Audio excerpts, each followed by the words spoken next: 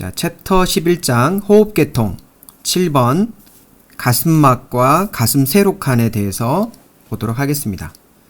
자, 여기에서 가슴막이라는 것은 허파를 싸고 있는 장막을 가슴막이라고 합니다.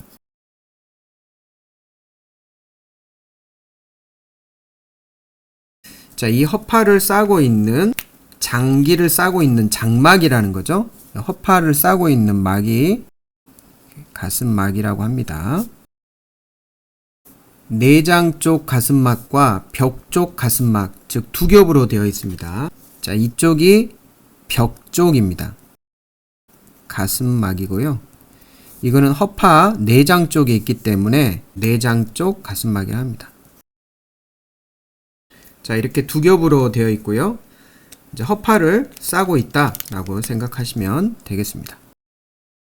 벽 쪽 가슴막과 내장 쪽 가슴막 사이에는 가슴막 안이 있습니다. 자, 가슴막 안에 있는 공간, 이제 이 부분을 가슴막 안이라고 하는데요. 이 두 겹의 가슴막 사이에 있는 공간인데요.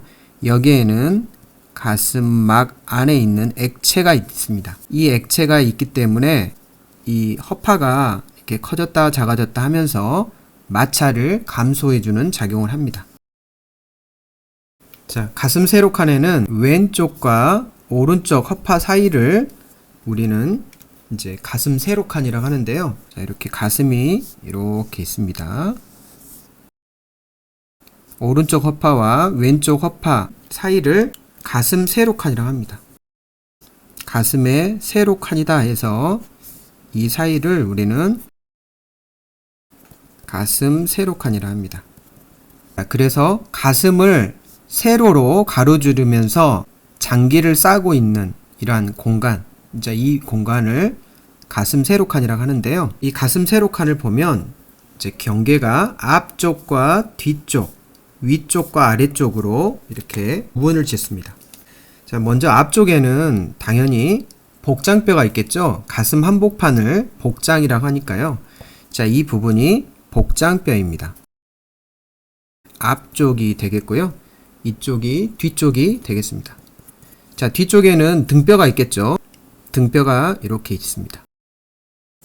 자, 그리고 위쪽에는 가슴 문이라는 공간이 이렇게 있습니다. 자, 그래서 이 부분을 위 가슴 문이라고 하고요.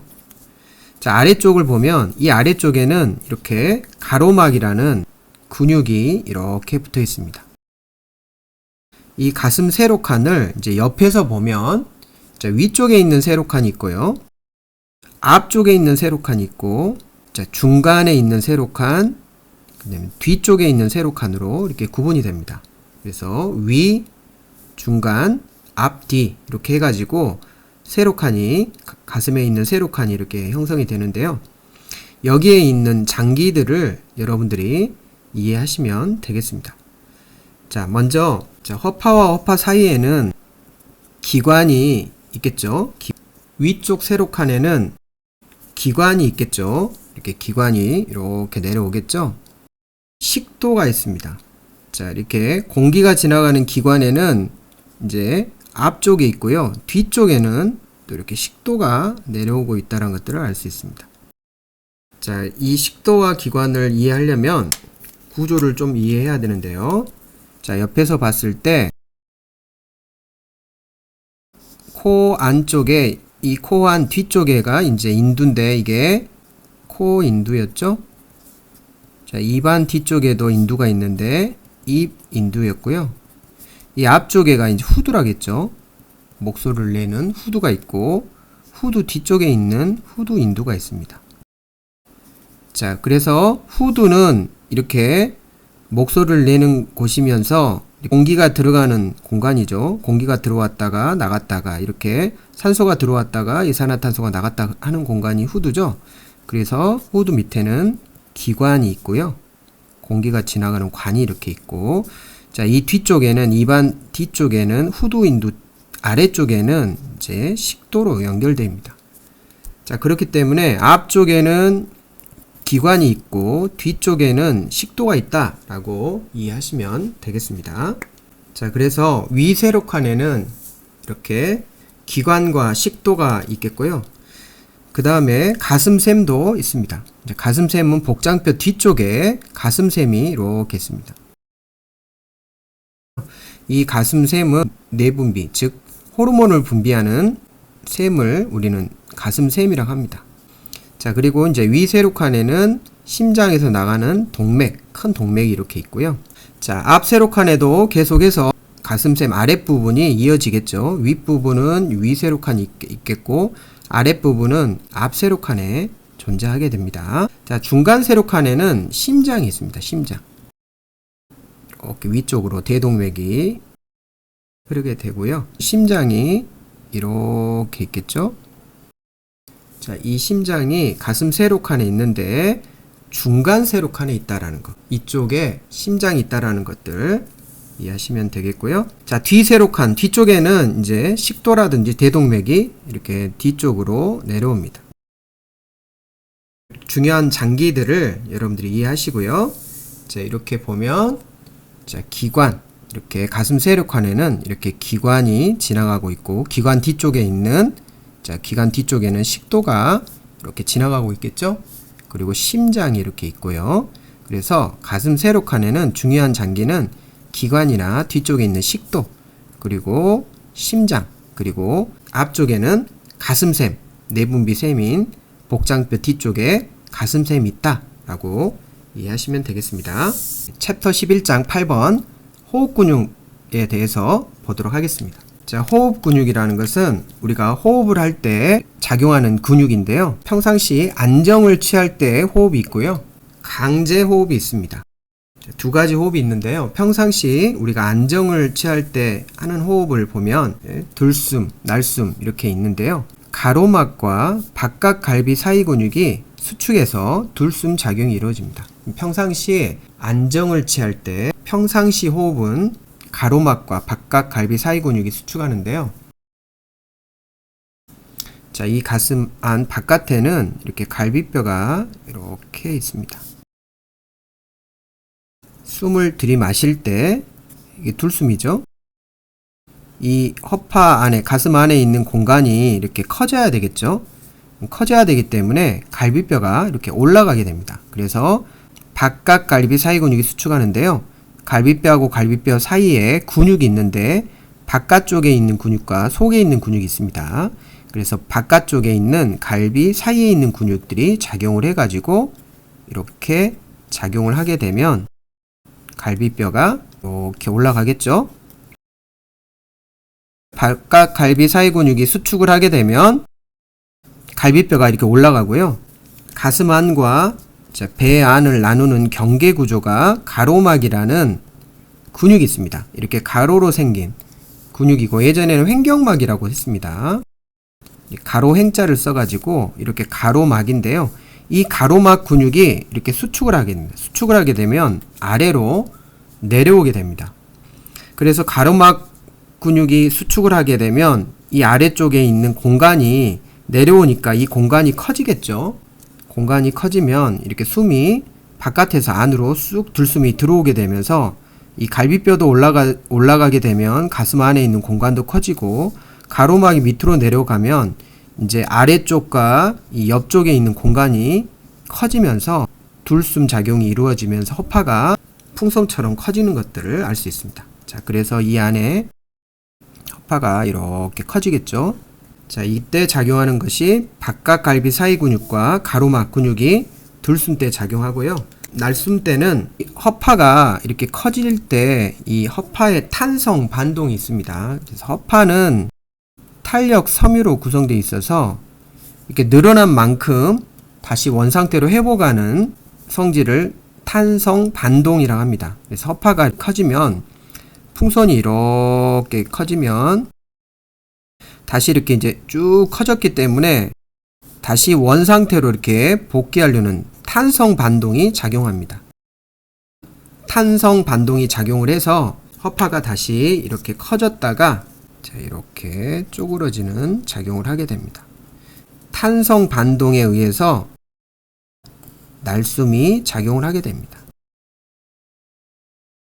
가로막이 밑으로 내려왔기 때문에 내려왔던 게 위쪽으로 쭉 올라가면서 가로막이 이완을 하게 됩니다. 자, 이렇게 수축했던 가로막이 수축을 해서 다시 이렇게 이완을 하게 되면 가로막 위로 쭉 이완하면서 압박을 하겠죠. 그러면 이 압력에 의해서 날숨이 작용한다 라고 이해하시면 되겠습니다.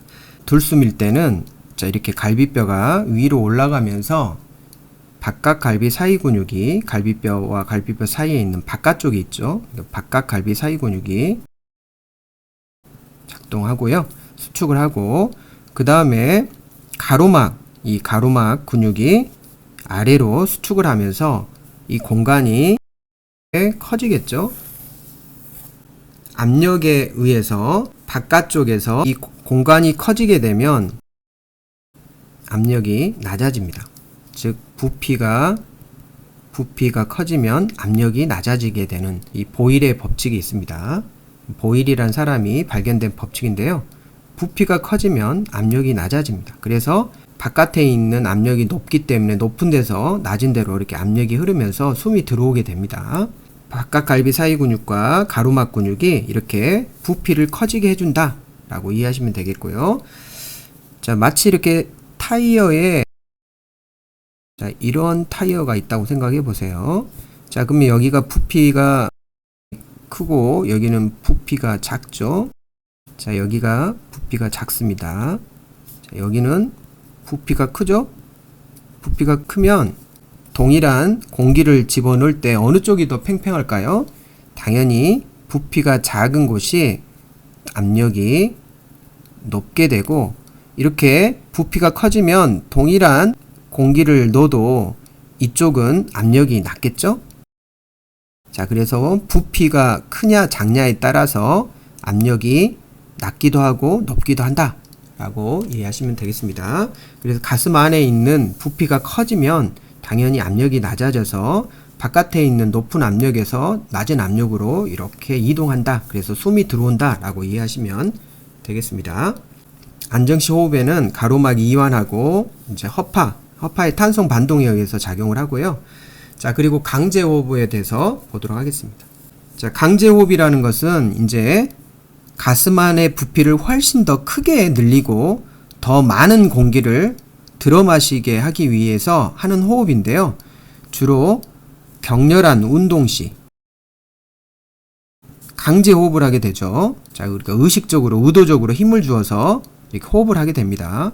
100m 달리기를 하고 난 다음에 굉장히 격렬하게 호흡을 하죠. 그게 바로 강제 호흡입니다. 그래서 강제 호흡이라는 것은 목에 있는 근육이나 배 근육, 가슴에 있는 근육, 등에 있는 근육, 이렇게 여러 가지 근육들을 사용해 가지고 호흡의 보조 근육들을 사용해서 호흡하는 것들을 말합니다. 강제 호흡의 들숨을 보면 목 갈비 근육이 있습니다. 자, 목하고 갈비뼈에 붙어 있는 근육이 바로 목 갈비 근육이죠.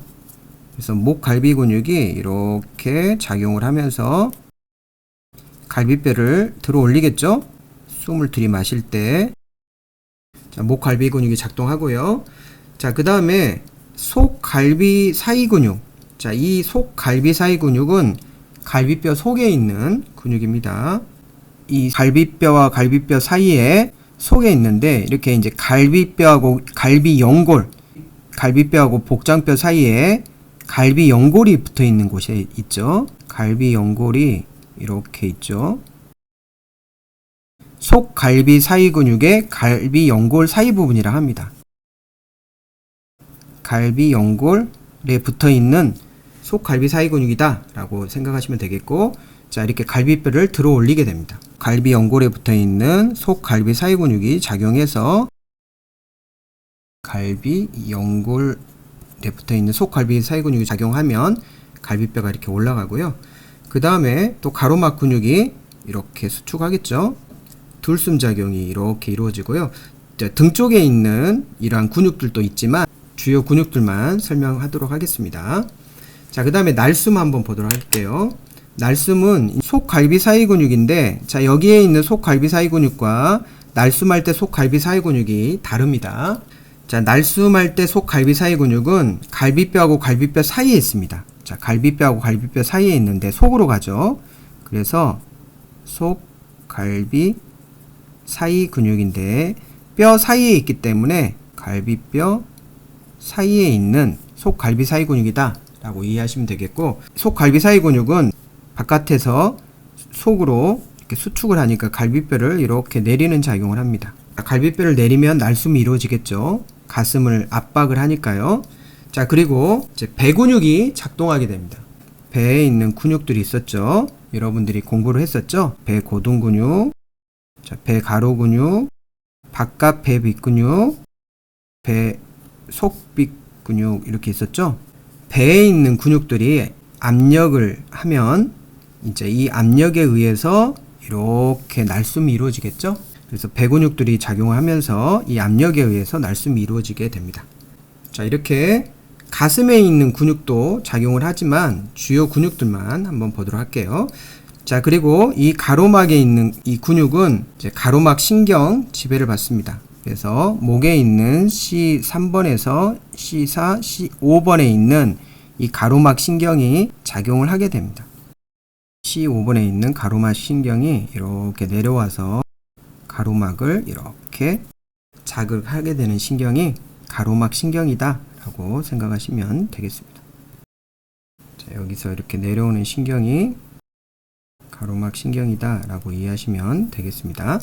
자, 기초 확인 문제 한번 풀어보도록 하겠습니다. 가슴 세로칸 속에 있는 장기가 아닌 것은, 자, 가슴 세로칸이라는 것은 자, 허파와 허파 사이에 가슴의 세로로 생긴 칸이죠. 가슴 세로칸이라겠죠. 자, 이 가슴 세로칸에는 당연히 이제 이 기관, 공기가 지나가는 기관도 있겠고요. 그리고 여기에 심장이 이렇게 있겠죠. 자, 그 기관 뒤쪽에는 음식물이 지나가는 식도가 또 있었죠. 자, 여기에는 가슴 한복판의 복장뼈 뒤쪽에는 가슴샘이 있었습니다. 하지만 허파는 허파와 허파 사이에 있는 가슴 세로로 있는 칸이기 때문에 허파는 존재하지 않죠. 그래서 3번이 답이 되겠습니다. 자, 2번 호흡 운동 중 날숨 운동에 대한 설명으로 옳지 않은 것은, 날숨 운동이라는 것은 이제 갈비뼈가 내려온다라는 거죠. 가로막이 이렇게 위로 올라가야 되죠. 숨이 나가려면은 가슴 안을 압박하려면 갈비뼈가 이렇게 내려와야 되겠죠. 그리고 가로막이 이렇게 이완을 해야 됩니다. 수축하면 아래로 내려오기 때문에 이 가로막이 이완을 하게 됩니다.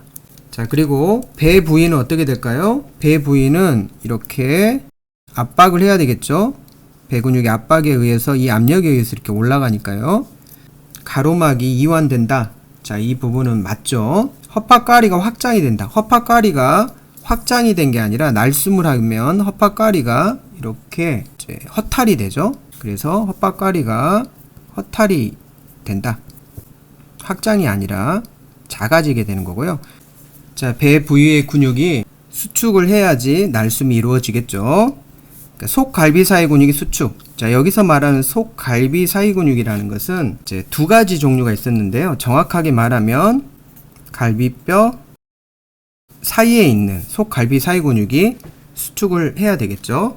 바깥에서 속으로 가는 속갈비 사이 근육이 이렇게 작동을 하게 되면 갈비뼈 사이에 있기 때문에 갈비뼈 사이에 있는 속갈비 사이 근육이 수축하면 갈비뼈가 내려오겠죠. 바깥 갈비 사이 근육의 이완. 자, 바깥 갈비 사이 근육은 이완을 해야 되겠죠. 바깥 갈비 사이 근육이 수축하면 갈비뼈가 위로 올라가는 이러한 근육이기 때문에 바깥 갈비 사이 근육이 바깥쪽에서 이렇게 작용을 하게 되면 갈비뼈가 이렇게 위로 올라가죠. 그렇기 때문에 바깥 갈비 사이 근육이 수축이 아니라 이렇게 이완이 되어야만이 갈비뼈가 이렇게 내려오겠죠. 그래서 답은 2번이 옳지 않습니다. 자, 오늘 공부한 내용을 한번 정리해 보시길 바랍니다. 자, 들숨 근육, 날숨 근육 이렇게 근육을 정리해 보시고요. 갈비뼈를 올려주는 근육이 무엇이고 갈비뼈를 내려주는 근육이 무엇이고 또 이 가로막 근육이 이렇게 수축할 때 어떠한 근육이 작용하는지, 들숨 근육인지 날숨 근육인지 여러분들이 그림을 통해서 한번 그려보시고요. 알아둘 것 한번 보도록 하겠습니다. 자, 여기에 보면 이제 허파가 이렇게 있죠. 기관지가 있습니다. 마치 이 허파를 주먹이라고 생각을 하시고, 자, 이게 팔이라고 생각하시면 풍선, 이 풍선에 자, 이러한 풍선이 있다고 생각하세요. 이렇게 주먹을 이렇게 넣게 되면 이렇게 막이, 이중막이 생기겠죠. 그래서 허파가 이렇게 주먹이고 기관지가 팔이라고 생각한다면 이 풍선에 이렇게 주먹을 푹 이렇게 넣게 되면 이렇게 가슴막 공간이 생긴다는 걸 알 수 있고요. 이제 이게 벽 쪽이냐 내장 쪽이냐, 이 허파에 가까운 쪽이 내장 쪽 가슴막이 되겠고, 이제 바깥쪽이 벽 쪽 가슴막이 됩니다. 그래서 이 가슴막 공간에 가슴막 안 공간이 있고요. 여기에 가슴막액이라는 윤활액이 이렇게 있다라고 이해하시면 되겠습니다. 자, 오늘 또 수고하셨습니다.